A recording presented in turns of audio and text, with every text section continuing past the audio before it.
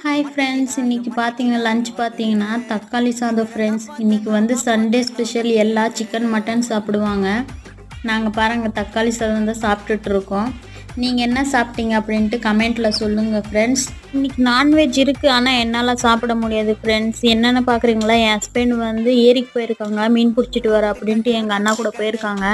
பிடிச்சிட்டு வந்தாலுமே நான் இருக்க மாட்டேன், ஏன்னா எனக்கு வந்து ஒர்க்கு வந்து நைட் ஷிஃப்ட் போட்டிருக்காங்க. நைட் ஷிஃப்ட் போகிறதுனால என்னால் சாப்பிட முடியாது.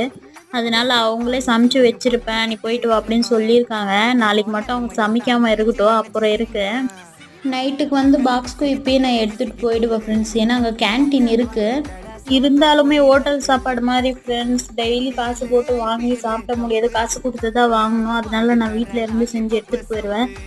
ஓகே ஃப்ரெண்ட்ஸ், நாளைக்கு சந்திக்கலாம். நாளைக்கு மீன் குழம்பு வச்சுருக்காங்களா இல்லையா அப்படின்ட்டு நாளைக்கு ஒரு வீடியோ போடுறேன்.